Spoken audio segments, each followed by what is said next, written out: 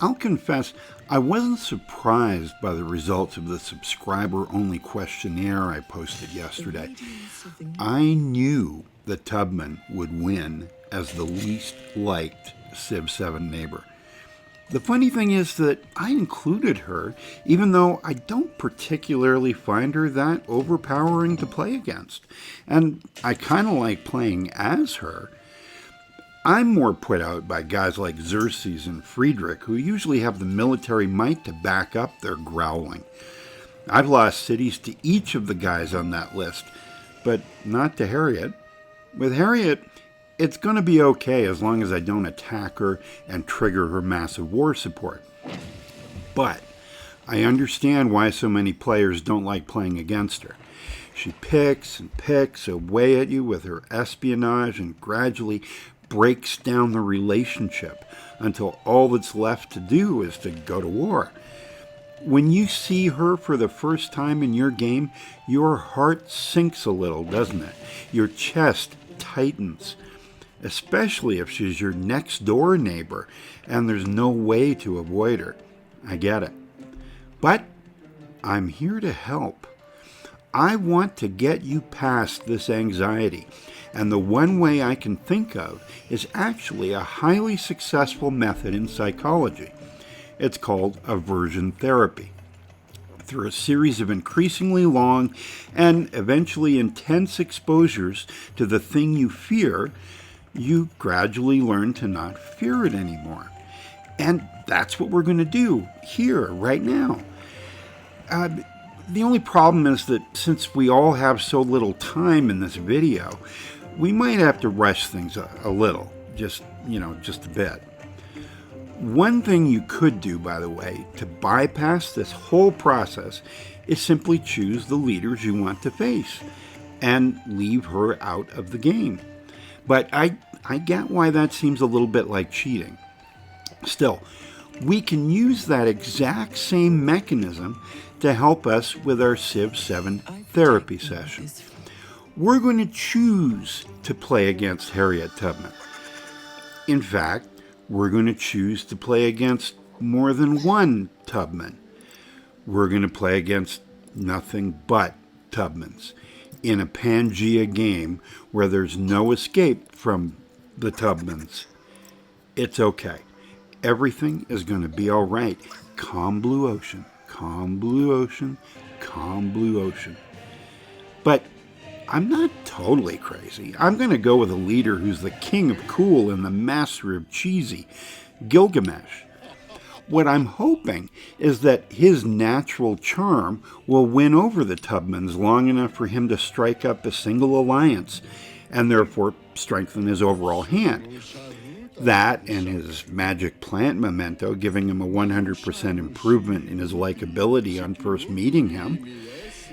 And, the anti-Machiavel memento giving him an additional +2 war support on defense just in case things go, horribly, horribly wrong. All I need for you as you watch this is to be very still. No sudden movements as I walk through the shadow of the Valley of Tubmans. And I decided to go with Egypt for this game to get the growth and to focus on wonders.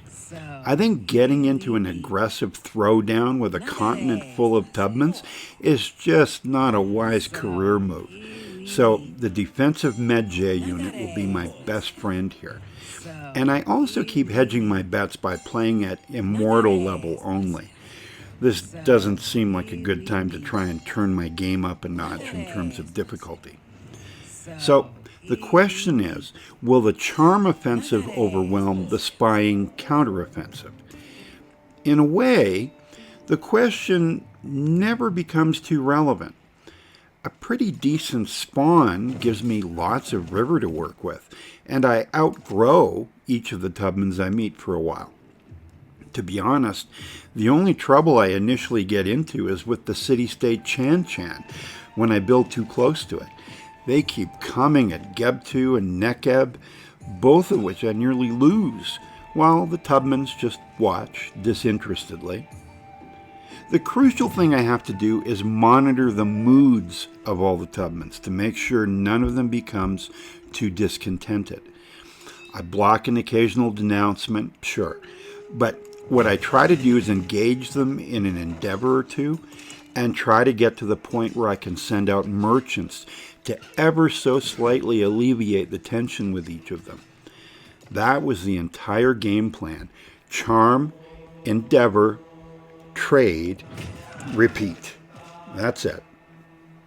Look, I don't want to traumatize some of you who are watching this wondering when everything's going to fall apart.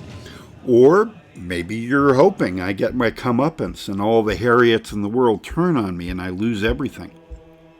As you know from seeing this channel in the past, the truth is usually far more mundane.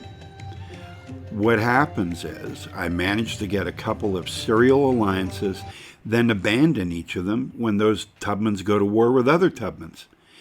Amazingly, none of them ever comes close to declaring on me. I keep my settlements modest and happy and don't rock the boat.